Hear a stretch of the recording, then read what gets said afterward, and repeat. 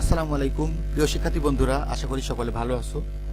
শুরুতেই আমরা স্লাইডের 4টি ছবি দেখে নিই এবং এক পলক দেখার পরেই অলরেডি আমাদের মাথায় ঢুকে গেছে যে ছবিগুলো কিসের। না ঢুকলেও সমস্যা নাই, আমরা পরবর্তী স্লাইডে চলে যাই। আজকে আমাদের পড়ার বিষয় হচ্ছে unit 25 lesson 1 and 2 garment workers day, first paragraph. অর্থাৎ আমরা পড়তে যাচ্ছি গার্মেন্ট ওয়ার্কার্স ডে, অর্থাৎ একজন পোশাক শ্রমিকের দিন, একজন পোশাক শ্রমিকের দিন। ওকে, আমরা ছবিতে দেখতে পাচ্ছি ডান পাশের একটি ছবি, সেখানে আমরা ডান পাশের ছবিতে দেখতে পাচ্ছি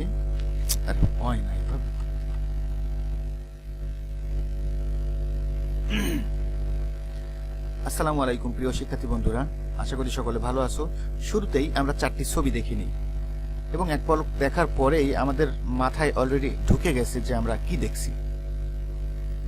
আমরা আজকে ডিসকাস করতে যাচ্ছি চতুর্থ শ্রেণীর ইউনিট 25 এর লেসন 1 এবং 2 এর গার্মেন্ট ওয়ার্কার্স ডে, অর্থাৎ একজন পোশাক শ্রমিকের দিন, ফার্স্ট প্যারাগ্রাফ। ডান পাশের ছবিতে আমরা দেখতে পাচ্ছি একজন মা রান্না করছেন নদীর পাশে বসে এবং নদীটা ভেঙে যাচ্ছে। রান্নাঘর তো আদৌ নেই, কিন্তু তার চুলাটিও কতক্ষণ টিকবে সেটি আমরা কেউই জানি না। ওকে, এর সাথে রিলেটেড যে ওয়ার্ড আছে আমাদের, সেটি হলো আমাদের একেবারে শুরুতে উপরে লেখা রিভার ইরোশন। রিভার ইরোশন এর অর্থটা হচ্ছে the process that wash away the river bank. River erosion means নদী ভাঙন। নদী ভাঙন এখানে বলা হচ্ছে দ্য প্রসেস, মানে একটা অবস্থা, দ্যাট ওয়াশ অ্যাওয়ে যেটি ধুয়ে নিয়ে চলে যায় দ্য রিভার ব্যাংক, অর্থাৎ নদীর কিনারা বা ধার। ওকে, আমরা একটা সেন্টেন্স তৈরি করার চেষ্টা করেছি এখানে। There was a river erosion in her village. There was a river erosion in her village, তার গ্রামে একটি নদী ভাঙন হয়েছিল। এর পরবর্তীতে আমরা যে ছবিটি দেখতে পাচ্ছি সেটি বলার অপেক্ষা রাখে না, আমরা সবাই জানি একজন রিক্সা চালক। তাকে কি বলা হয় ইংরেজিতে? যাকে বলা হয় রিক্সা পুলার। রিক্সা পুলার। ওকে, তার মানে যিনি রিক্সা পুল করেন, অর্থাৎ টেনে নিয়ে যান। ইংলিশে বলতে গেলে কিভাবে বলতে হবে? আ পারসন হু ড্রাইভস আ রিক্সা, একজন ব্যক্তি যিনি রিক্সা চালনা করেন। আ পারসন হু ড্রাইভস আ রিক্সা। আমরা সেন্টেন্স তৈরি করার চেষ্টা করেছি হি ইজ আ রিক্সা পুলার, তিনি একজন রিক্সা চালক।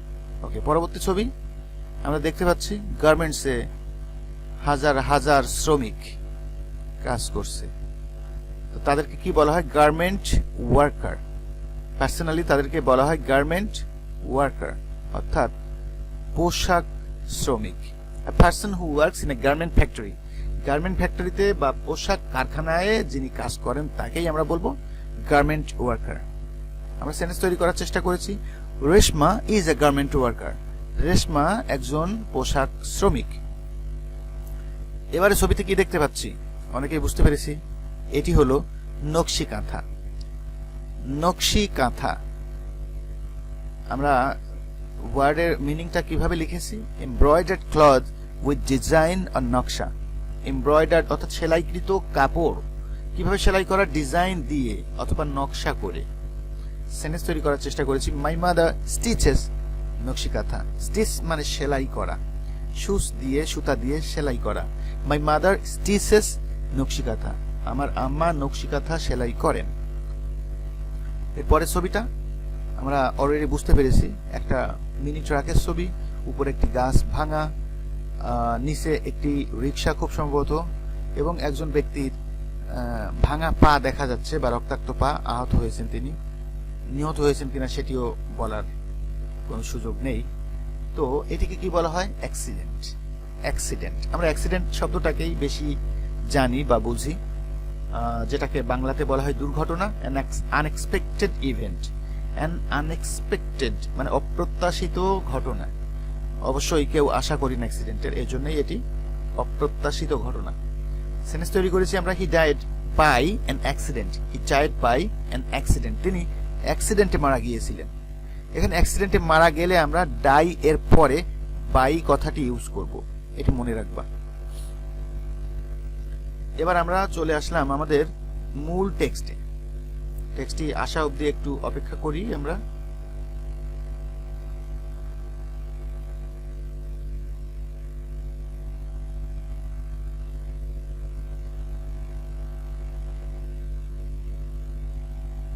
Okay, almost done. Yes, Reshma is a garment worker in Dhaka. Reshma is a garment worker in Dhaka. Reshma ঢাকার একটি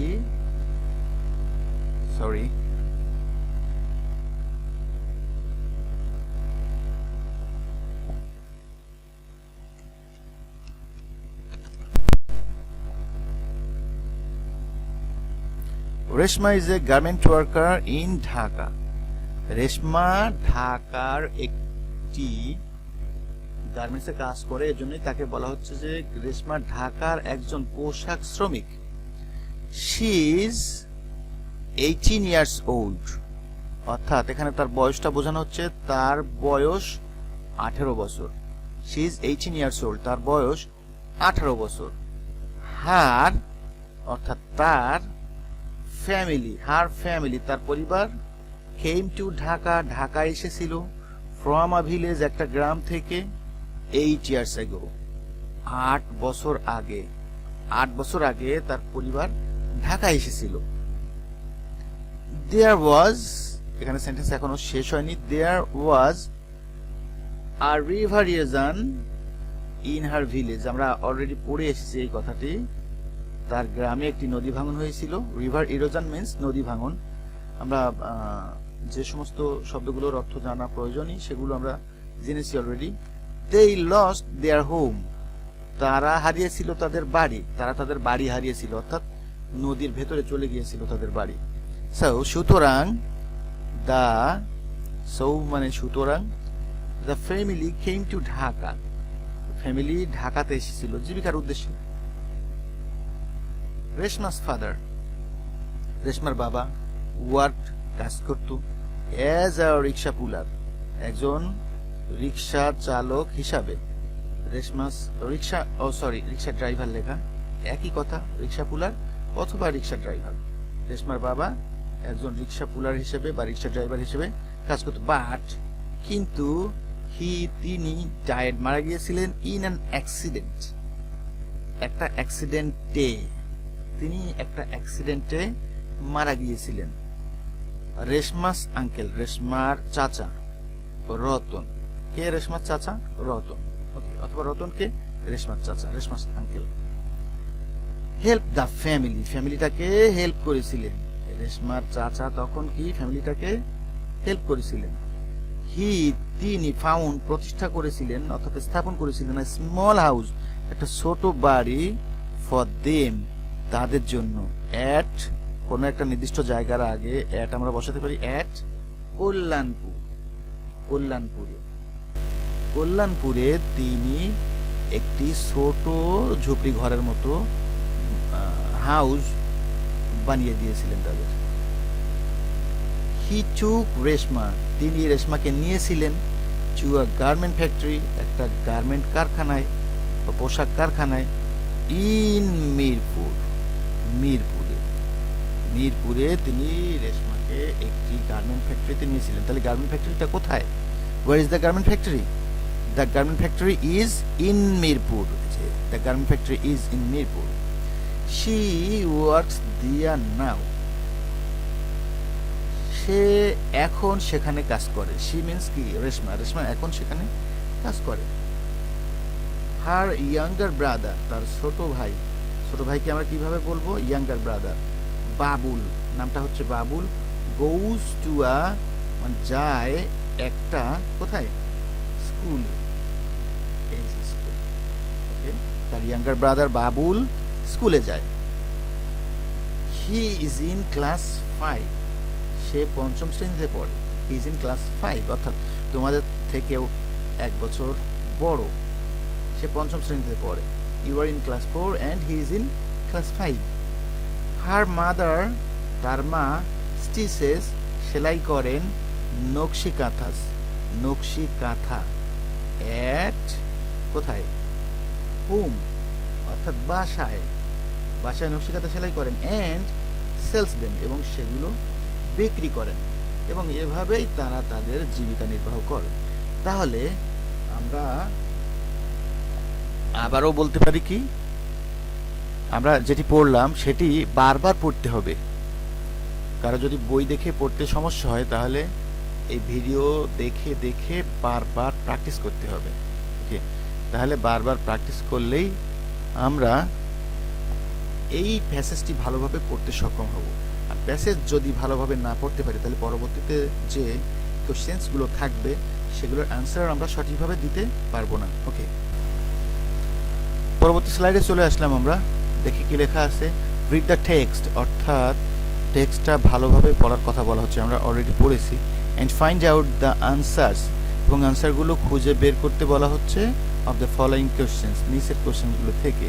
হোয়াট ডাজ, নাম্বার 8 কি আছে, what does Reshma do, what does Reshma do অর্থাৎ রেশমা কি করেন, রেশমা কি করেন। Then who is Babul, Babul কে, বাবুল কে, হু ইজ বাবুল, আমরা কিন্তু আনসারগুলো অলরেডি জানি। Where is the garment factory, garment ফ্যাক্টরিটা কোথায়, গার্মেন্ট ফ্যাক্টরিটা কোথায়, আমরা আনসারগুলো জানি। তাহলে আমরা শুরু করি। What does Reshma do, Reshma কি করেন। তাহলে আমরা এখান থেকেই শুরু করব, এই যে রেশমা ডু, রেশমা ডু, এখান থেকে অর্থাৎ নাম থেকেই শুরু করব আমরা। ওকে, তাহলে আবার এখানে নামটা কোথায়, হু ইজ বাবুল, এই যে হু ইজ বাবুল, এখানে নামটা কিন্তু বাবুল।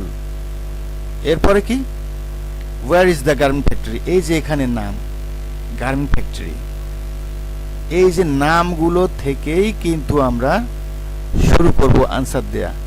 নামের পরে আমরা কোথায় যাব, এই যে এখানে ভার্ব ছিল, এই ভার্ব, এই যে এখানে ভার্ব ছিল, অর্থাৎ নামের আগে যে ভার্ব ছিল সেটি নিয়ে আমরা লেখা শুরু করব। তো চলো দেখা যাক কিভাবে আমরা লিখতে পারি।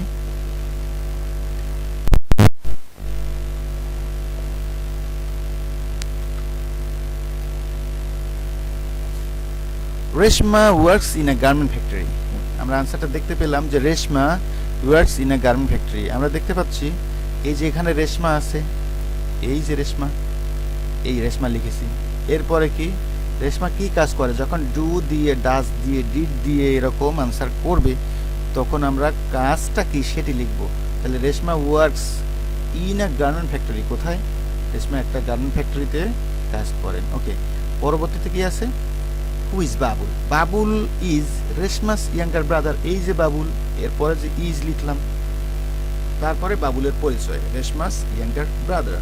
ওকে, তারপর where is the garment factory, garment ফ্যাক্টরিটা মিরপুরে আমরা জানি, যেখান থেকে আমরা শুরু করবো দ্য গার্মেন্ট ফ্যাক্টরি, দেন এই ভাতটা ইজ, তাহলে কি হলো, দ্য গার্মেন্ট ফ্যাক্টরি ইজ কোথায়, ইন মিরপুর, বড় জায়গার নামের আগে আমরা ইন বসাই।